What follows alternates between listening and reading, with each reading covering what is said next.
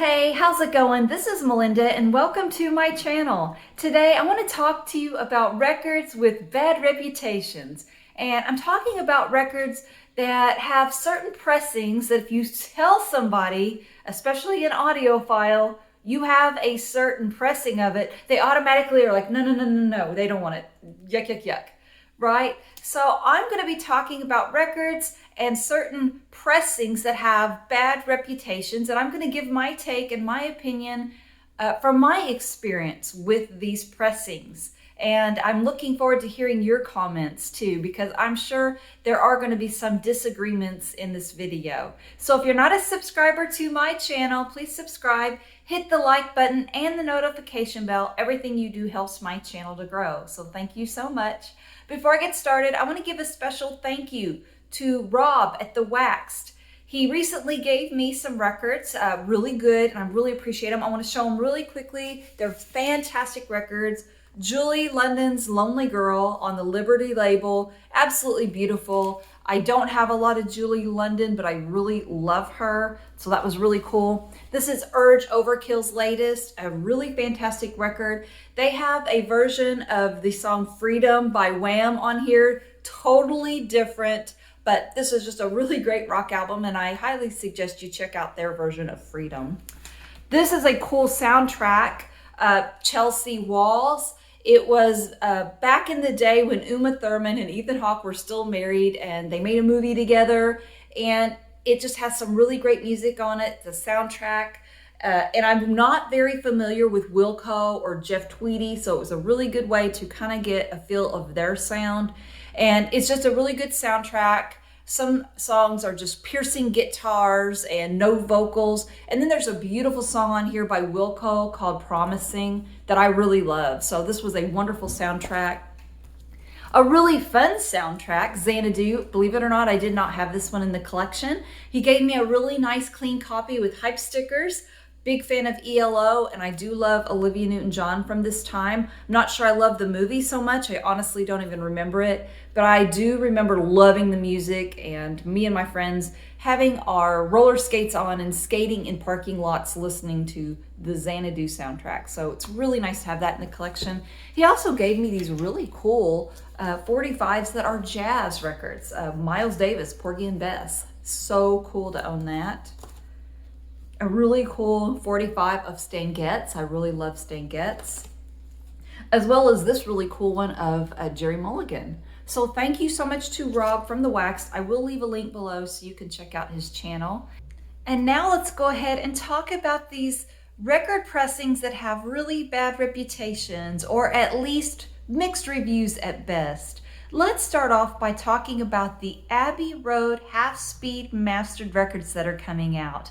A lot of people have been putting down some of them, especially the Rolling Stones. I've been hearing mixed reviews about those. I have a few here of these Abbey Road half-speed mastered records. The Velvet Underground with Nico for one. This beautiful copy of Wildlife by McCartney and Wings, as well as this McCartney album. So I have a few of these, and you know, I have to say, let's start off with the Velvet Underground and Nico. I've never had a copy of this record before. I'd heard it through streaming. I liked the record. It's a classic. For me, so I don't have anything to compare it to as far as this particular record, but I listen to records all the time. So I have an opinion of what I think sounds good and doesn't sound good just based on experience. To me, this sounds good. It sounds like a 60s garage rock record. It doesn't disappoint. I think with this half-speed mastered version, the vocals sound terrific. The guitars are a little dirty and a little distorted, as I would expect a garage rock album to sound. So this was not a disappointment. I bought it knowing I could be disappointed. I took a little chance on it because some people do not like this. And maybe if you have an original or just a great pressing of it, maybe this one would not be good to your ears. But to mine, this sounds good. I enjoy it. It's by far not the worst record at all. I like it. And I will say, as far as these Paul McCartney records, I've never heard a bad sounding Paul McCartney record. But this Wildlife record, this was given to me by a good friend of mine, Brian, in Nashville. I always trust his opinion when it comes to sound quality and good records. And he sent this to me. I like this record better for having this version of it. I think it sounds fantastic. It's such a quirky album, and I'm really pleased with it. I think it sounds fabulous. As well as this half-speed mastered version of McCartney. Maybe I'm amazed. I mean, it's so good on here. I really love it. This was given to me by Mike in Nebraska. Thank you, Mike.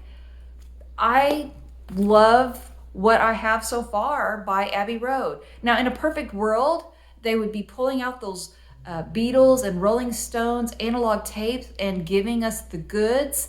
I don't really want the digital sources like some of these might be, but you know what? The ones I have sound really good, but I would love it if they would pull out those Beatles original master tapes and give us a really nice stereo box set from an analog source. That would be wonderful.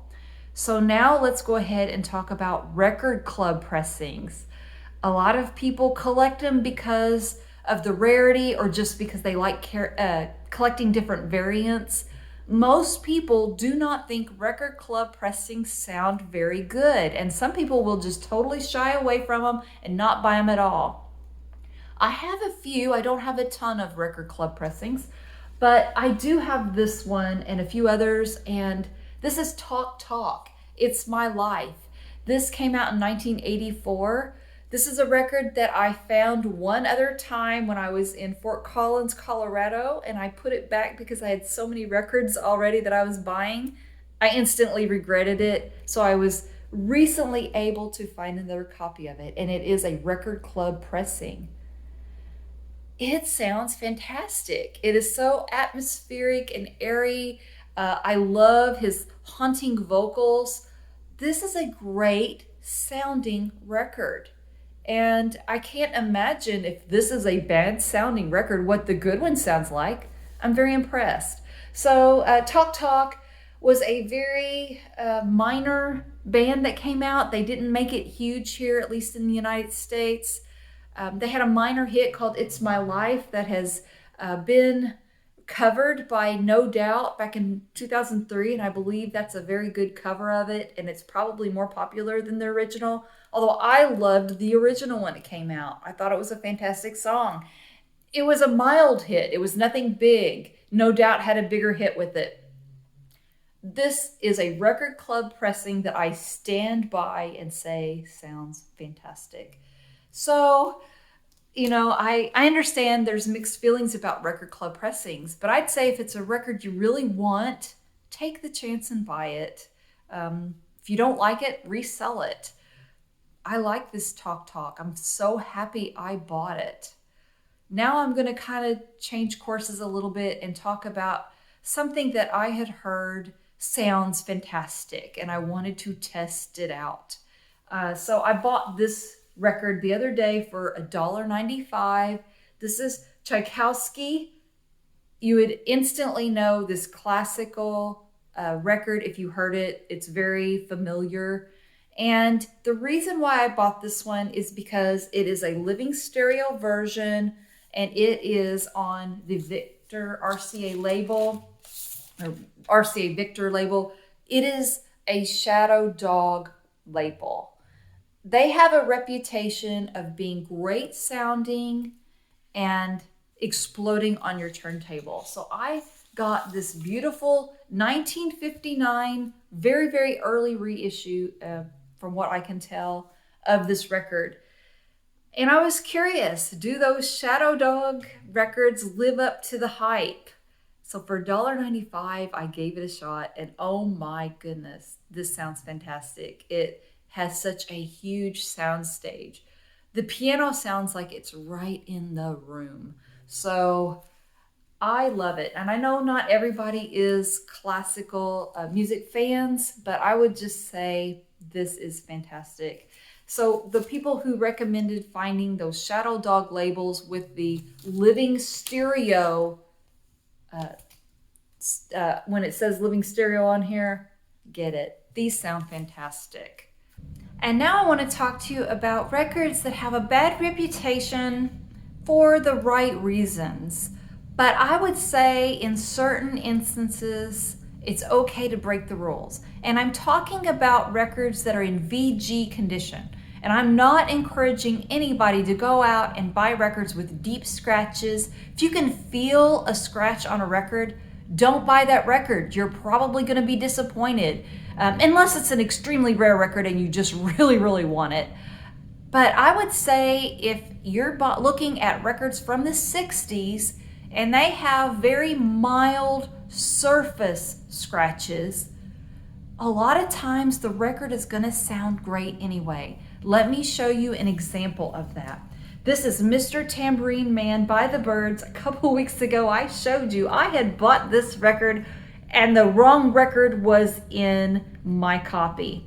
Well, Rod, the happy hippie vinyl guy, such a nice guy. He has sent me some wonderful records in the past. He had this record and he said he didn't listen to it very often and he sent it to me. You know, it's one thing when someone sends you an extra copy of something, they have maybe 13 copies of it and they send it to you. He sent his copy. You know, he is just that way, so generous. And this particular copy he gave me has mild scratches on it. It is a mono version on this 2i Columbia label. Very mild, nothing deep. It sounds fantastic. And of course, I know Rod had already listened to this record and he knew it sounded great and I wouldn't be disappointed with it or he wouldn't have sent it to me. So, you know, when you look at it, it looks good, but there's a little bit of a mild scratch here and there.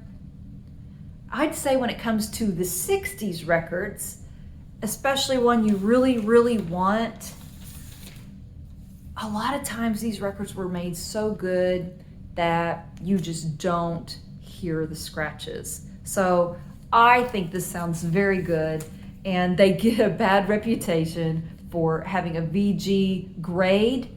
But I'd say sometimes with these 60s records, don't worry about a VG grading, especially if you're visually inspecting yourself and you don't see any of those deep scratches. Again, I'm saying get the best looking records you can find, okay? I'm not saying go out and buy junk. Don't get those deep scratches, but don't be afraid of a 60s record that's hard to find that has a little bit of a mild scratch to it, because a lot of times they still sound fantastic. Also, Rod gave me these. These are music cards. I haven't opened it yet, but I thought that was really sweet. And he knows I love Kiss. He gave me a Kiss Psycho Circus comic, so I really appreciate it, Rod. Thank you so much. And I will leave a link below to Rod, the happy hippie vinyl guy, so you can check out his channel. Now, here is another type of record with a really bad reputation. I'm going to show you a couple examples of 80s production quality. And, you know, the eras do sound different. Trends came and went. The 60s have their sound, the 70s have their sound, and yes, the 80s had their sound too. And maybe the 80s at this point haven't aged as well, but there's still some fantastic sounding records from the 80s. I just showed you Talk Talk. Here is one. This is Bob Dylan, Empire Burlesque, with that 80s protection value. Even if you look at his clothes, he's kind of got that Miami Vice vibe going on this one. If you don't like the music, that's a whole nother thing. I actually kind of like this record. There's a beautiful song on here, I'll Remember You, and Dark Eyes. I think this is a really good record, and I found a like-new copy of it on the Columbia label. Beautiful. And it's an 80s production, but it sounds great. It's an 80s production, and it sounds like the 80s because it came from the 80s. So let's embrace that 80s sound, because back in the day, that's what it was, and it sounded great. So here's another one, okay? Cyndi Lauper, She's So Unusual. Mobile Fidelity just had a reissue where you could buy their Master Sound Lab version of it. So I thought about buying it. I've heard it's fantastic. But you know what? I went ahead, and because I already had this original of it, I put it on the turntable, and I told myself, okay, if I'm not happy with the sound of this, I will go ahead and order the mobile fidelity version of this record, because I really like this record and I love mobile fidelity and I love collecting their records. I put this one on, you guys, and I thought, there's no way I have any business buying that mobile fidelity record, because as good as I'm sure that one sounds, this sounds great.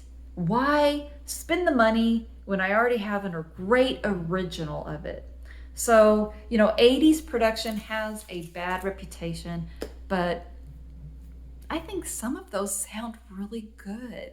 And finally, I do want to talk to you about another area of vinyl collecting where the vinyl sound quality has a very bad reputation, and I'm talking about 90s albums.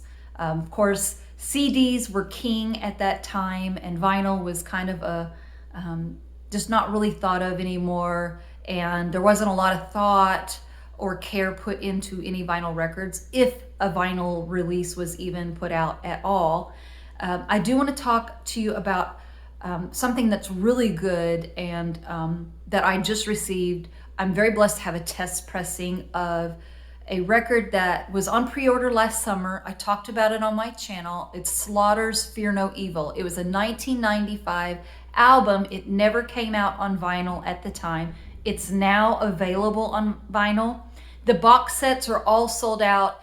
The standard version is still available, and by standard I mean it's on a beautiful red vinyl, red marble vinyl, and it's going to be really fantastic.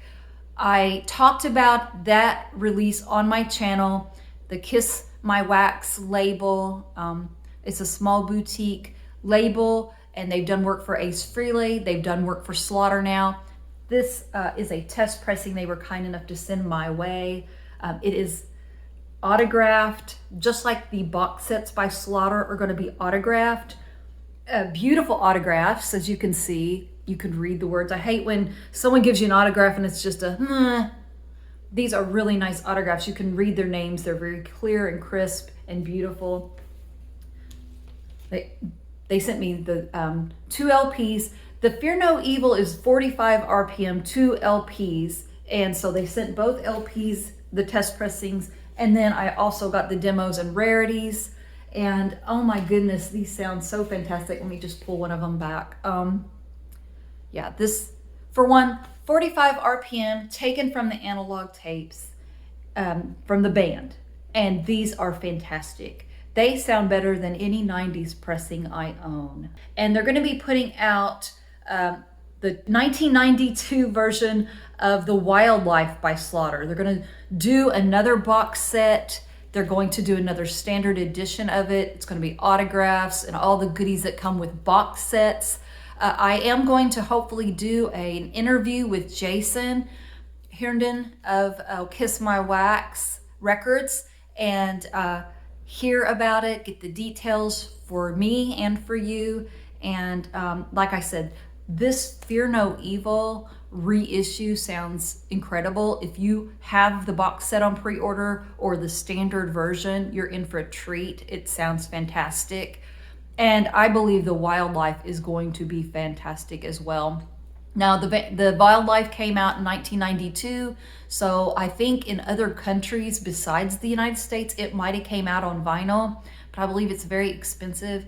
And I was so impressed with the sound quality of what we have here that I'm sure The Wildlife is also going to be fantastic. So hopefully I'm going to do an interview with Jason and find out all the details and let you know.